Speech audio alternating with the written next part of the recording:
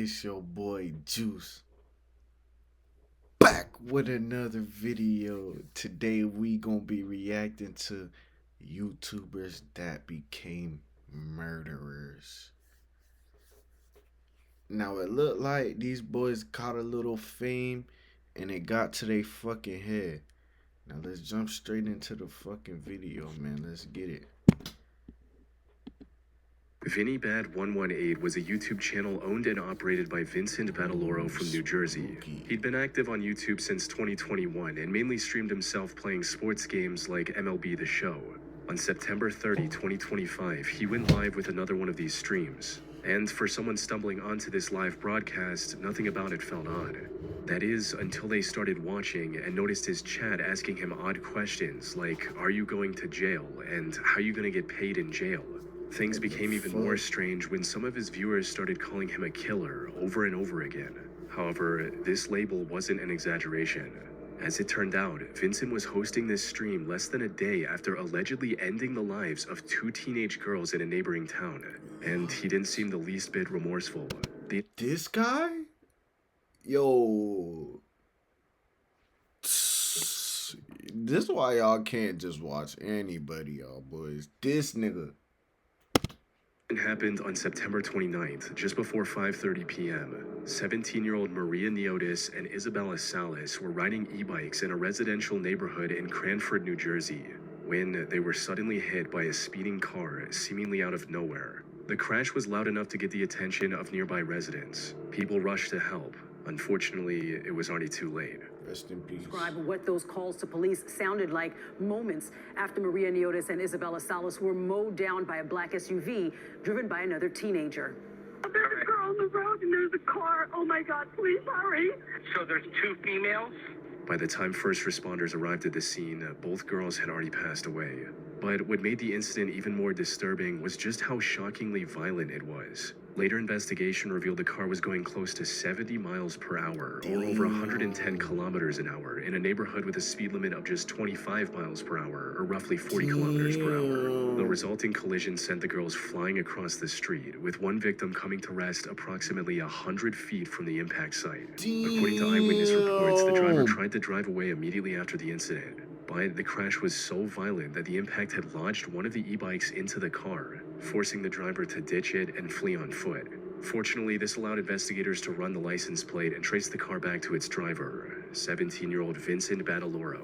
Vincent was called in for questioning. It's unclear what exactly he told the police, but since the investigators didn't have any solid evidence of his personal involvement, he was let go the same night. The investigators were also treating this as an accident by this point, so they had no ground to detain Vincent just yet. However, this changed completely when one of the victims' families learned about Vincent's potential involvement. According to Maria's family, Vincent had been stalking and harassing her for months by that point. They went to the same school, and Vincent was reported to have tormented her to... This guy. Yo, lock this guy up, bro. What you mean you let him go free? multiple different instances. The two had never gotten along. Vincent would also allegedly follow Maria around anytime she went outside, and neighbors even saw him staking out her house in his car on multiple occasions. This behavior only worsened after Maria reported him to the school authorities about a month before the incident, with him becoming even more aggressive and making false police reports, even leading to her family getting swatted multiple times. In one of his streams, he mentioned having a vengeance against Maria and even dedicated one of his old phones to harassing her, starting with ordering a pizza. So you telling me bruh got a whole stream dedicated to this girl? Yo, the proof is in the pudding. Address. Here's what we're gonna do. I think Maria's hungry. I think we're gonna send her a pizza. Sure. So, y'all know I have a vengeance against this girl. I'm gonna call a pizza to her house, and here's how I'm gonna do it. Yo, this nigga's Investigation also revealed that Vincent's own parents had called the police 4 times regarding his increasingly violent and out-of-control behavior over the last few months. He was becoming more erratic, and combined with Maria getting him in trouble at school, was likely harboring deep resentment towards her. Put simply, there was a strong chance that what happened wasn't an accident. He possibly wanted to take his anger out on Maria, and Isabel was just collateral in his messed up plan. Now, while the investigators were piecing all this together, Vincent decided to go live on YouTube and pretend like Dumbass. everything was completely normal. However, people in his community had learned about his possible involvement in the case by this point, That's resulting in the creepy chat as messages we fuck. mentioned earlier.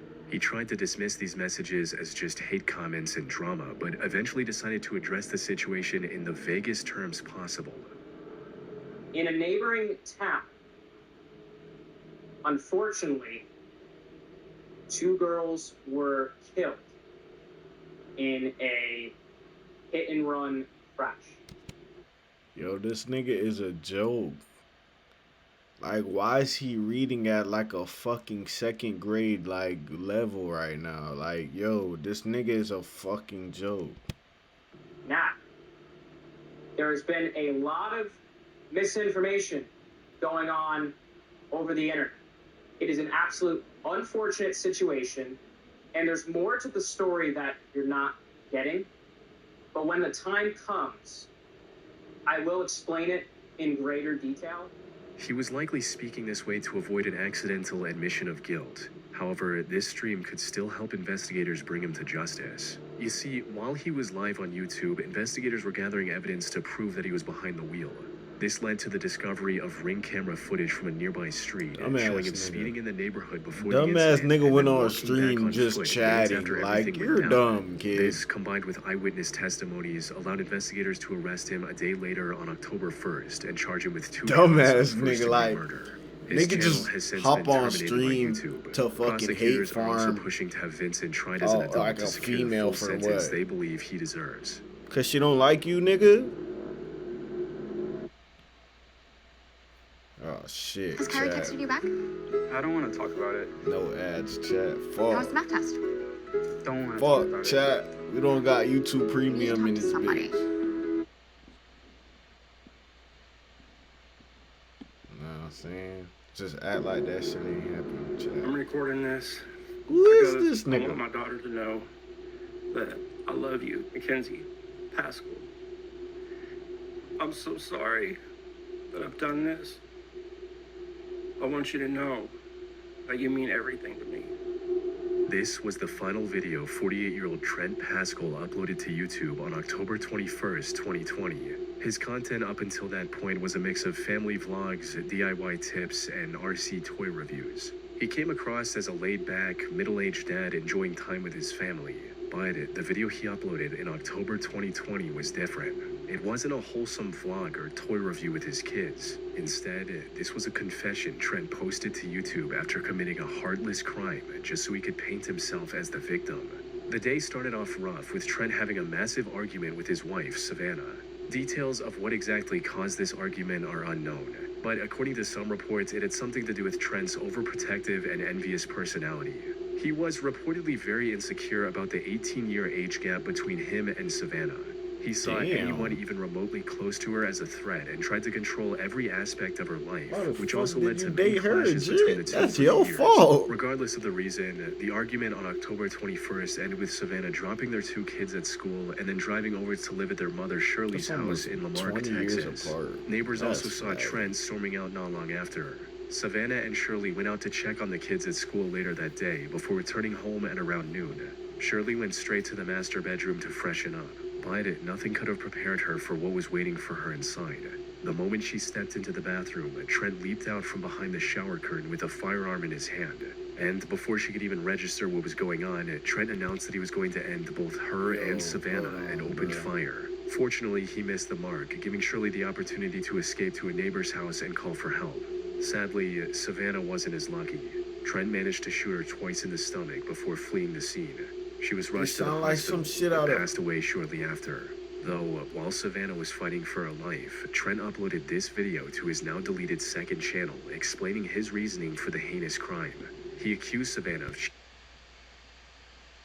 Hold on, let me hear him out real quick. on him and claimed that she was the one who made him do this. However, to most people who came across this video, it was clear that Trent posted the video so he could portray himself as the victim. He even seems to try a fake crime multiple times during the video, but fails to shed a single tear. Many also assumed the cheating accusation was likely false, but even if it wasn't, it was still no justification for taking her life. That said, the most Pure evilness, like, Did you just watch that video? Like, yo,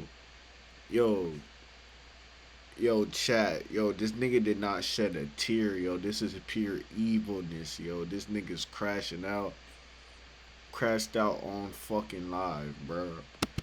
Disturbing part of this video was the very end, which showed Trent hearing a noise and immediately rushing to hide in a dark room. Closely listening to this section revealed a plastic rustling noise, similar to what shower curtains sound like when moved. In other words, Trent was possibly recording this final message in Shirley's home moments before they arrived, and then quickly ran to the bathroom when he heard the two pull into the driveway. He fled Lamarck immediately after committing the crime, prompting a statewide manhunt. This ended with the police tracking him down to a Walmart parking lot in Houston later the same day. However, Trent drew his firearm on the officers and refused to back down despite repeated What warnings. the fuck? This left deputies with no choice but to open fire, hitting him several times across the abdomen. He was then taken to a hospital where he spent over a month recovering from his wounds. He was eventually booked into the Galveston County Jail on charges of murder, aggravated assault, and possession of a firearm. Now, Yo, this nigga did not go down without a fight. Yo, this nigga really had 5 stars in GTA, bruh. Like, yo, this nigga is literally crazy, bruh. Like, who let that nigga on the internet, bruh? usually where stories like this end, but that's not what happened with Trent. Despite the deeply violent nature of his crimes, he was allowed to leave on bail after paying $550,000. He was fitted with a GPS ankle monitor and ordered to stay at his mother's house until his Yo, chat, look at this nigga in his eyes. Like, you can just see the evilness in this nigga's soul. conviction. Trent initially complied with these orders, but on April 13th, 2021, he removed his ankle monitor, stole a car at knife point after taking it on a test drive from a dealership, and vanished without a trace. This triggered a massive multi-state manhunt. The police spent months looking for Trent, but he was still nowhere to be found. This also left Savannah's family in a constant state of fear, as Trent could show up at any time to cause further harm. The run finally ended nearly 9 months later in January 2022 when the 9 months this nigga was on the fucking run. This nigga is like, yo, this nigga 5 stars of the Marshals century received a in tip that a man GTA, matching bro. Trent's description was staying at a small RV park. Not even in GTA, in real life, this nigga had 5 stars for 9 months, yo. This nigga was...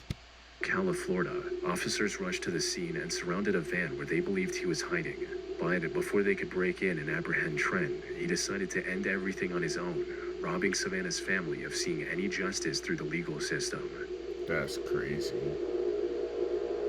For what? Lane Maurice Davis joined YouTube all the way back in September 2009 under the name Seattle for Truth. Most of his videos have since been deleted by YouTube for policy violations, but they were mainly about right-wing political commentary and rants about current events. Some of these videos also revolved around Lane trying to prove various conspiracy theories. Lane also did an internship under British far-right commentator Milo Yiannopoulos at one point, though it didn't last very long. So his YouTube channel was the only thing Lane focused on for most of his adult life. But while he did have a sizable following across socials, most of his videos didn't attract enough viewers to provide a sustainable income. This forced Lane to live with his parents and rely on them for monetary needs, which apparently was a major source of tension in their relationship. His parents also had differing political views from their son, leading to frequent arguments, especially with his father Charles. And the back and forth on the night of July 14, 2017 started off as no different. As the argument became more heated, his mother, Catherine, dialed 911 and calmly asked for assistance, stating, "He's not physically threatening us or anything. He just gets out of control and he's ranting about stuff from the internet. He's not working and he just gets on these rampages and he just needs to move on. He just lives on the internet and he gets really worked up about everything that's going on. He needs an intervention of some kind here." The dispatcher instructed Catherine and Charles to keep their distance until the police arrived, but she downplayed the threat, saying she'd seen many similar outbursts in the past and that he wouldn't turn violent.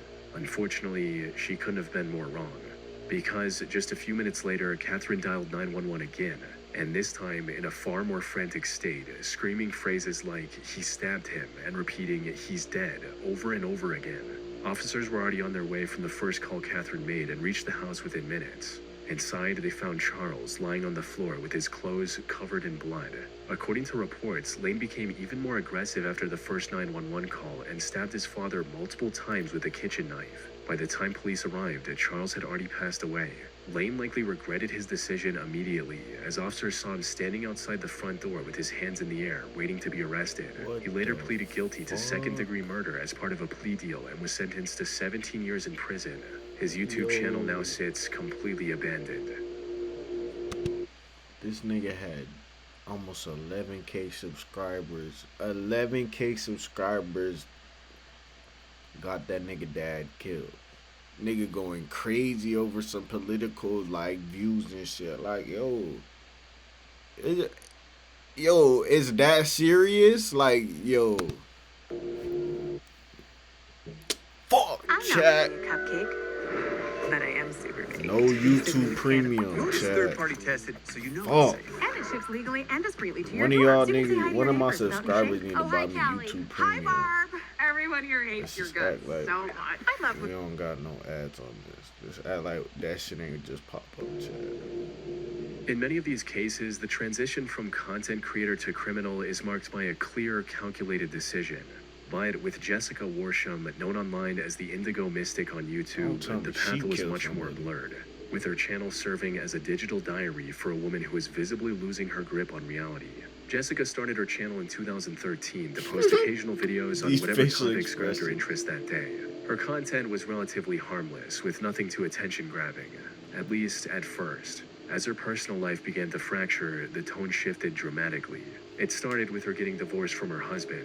It's unclear what the reason for this divorce was, possibly something to do with her deteriorating mental state. Regardless of the reason though, it left her in charge of her 2 daughters. However, she didn't have any place to stay at the time. So, one of her friends allowed her to stay at one of their properties for free until they found a buyer for it. They were likely expecting to sell the home in a few months, but the process ended up taking 3 long years. And when it was finally time to hand over the keys, Jessica intervened. Instead of being grateful for being able to stay there for 3 years for free, Yeah. she refused to leave and even took her friend to court over it. She What? understandably lost in court and was Bro, for 3 years. You telling me for 3 years, shawty? Like, you couldn't get your shit together and you out here tripping? evil group alongside her family members and were out to get her and her daughters. So the first person I would like to mention is Alan Berriman. He is my uncle, and he has been working with my other family members, a one Angie Griffith. She lives in Danielsville. And also a Denise Cantrell, who is my maternal parent. And my sister, Crystal Christian, okay? They've all been working in league with a judge, a magistrate judge that works at the Jackson County Courthouse named Benjamin Green. He's been doing under the table. Yo, who gives a fuck? Like, Type things that he's not supposed to be doing, and Alan Berriman and shut those the fuck mentioned up! afterwards have been in league with this particular judge individual, and to steal my home from me. Jessica began posting videos ranting about these made-up conspiracies, like how the government was trying to depopulate the world with the COVID vaccines. She was clearly losing her grip on reality, even posting videos directly addressing the judge she believed had wronged her in the past. Anyway, this message is for Benjamin Green. I know you're watching me, and I know you're scared. And you should be. I'm He's scared. too scared. He's too scared to even try to communicate with me telepathically, but you're scared, aren't you, Benji? Ben. Good old Benji. You used to be a good person, didn't you, Benji? You did. You used to actually have the desire for justice. And the desire to do good by people. What happened? What happened? Did you let the greed of the world get to you? Did you let that secret society that you're a part of talk you into all this stuff? However, this was only the beginning. The situation Yeah, truly she's began to crazy. unravel when her ex-husband she- filed for custody of their 2 Crazy daughters in in the mid-2021. Jessica did Fuck, Has chat. anyone actually made it to level 4 before? Oh, You're one of y'all slightly niggas congested. really need to give me that YouTube Premium, Level kid. 1. If you find yourself mouth breathing or snoring at Y'all night, watching the use video. level 2. Y'all can give me some YouTube Premium. didn't have a solid roof over her head and wasn't sending the 2 girls to school either. Her behavior online was also becoming more and more erratic with each passing day. In addition to her rambling about topics that made little sense, she also posted videos waving around the firearm she had, threatening anyone who wanted to get in her way. Put simply, she was becoming dangerous to her own children. Her ex-husband filed for temporary custody until Jessica found proper residence and got professional help for her degrading mental state. But in her delusions, Jessica saw this as yet another attack on her from the same group that took away her home. Today is a rather unfortunate day, to be honest with you. I'm actually going to court today against some people that are trying to take my children from me. The same people that took my home from me. The Jackson County court system. She still could have had a chance to stay with her daughters, but on the day of the hearing, she refused to enter the courthouse, further highlighting her unstable mental state to the judge. The custody was awarded to her ex-husband until Jessica was deemed capable of resuming responsibility. This was a chance for her to actually work on improving her situation, but Jessica didn't see it that way. Sadly, she was already too far gone and decided to go on the run with her daughters instead. She stayed on the move for the next couple of months, moving from place to place, all while posting increasingly unhinged monologues on YouTube. Mine, mine, mine, mine, mine, mine, mine, mine, mine, mine, mine. They're my babies. And I love them above anything else. I love them like I love God. And I'll do anything, including lay my life down for them. And I know that's what you wish for. Jessica also felt the need to record and post to YouTube almost everything that happened in her life. She'd gone as far as to instruct her daughters to start recording whenever anything notable happened. What she didn't know was that one of these recordings would end up scarring them for life. The incident happened on November 5th, 2021, with Jessica getting into an argument with the owners of the house she was living in. The dispute escalated to the point where the owners asked her to leave the house. And when she refused, they contacted the police to have her removed. However, as soon as the officers pulled into the driveway, Jessica opened the front door with her firearm in her hand and opened fire. One of the shots hit 43-year-old Sheriff's Deputy Lena Marshall, sending her to the hospital where she tragically passed away just a few days later. The other officers opened fire in retaliation, hitting Jessica multiple times, all while her daughters heard and recorded everything inside the house. Jessica passed away on the spot, with her younger daughter posting the final video on YouTube with the heartbreaking title, "My mom is dead, I think," as recording and uploading to the internet was what Jessica had taught them to do. Damn. Vinny Bat. Damn, chat. Hey man, that's the end of the fucking video, man. Y'all boys make sure y'all like, subscribe, all that. Your boy Juice signing out.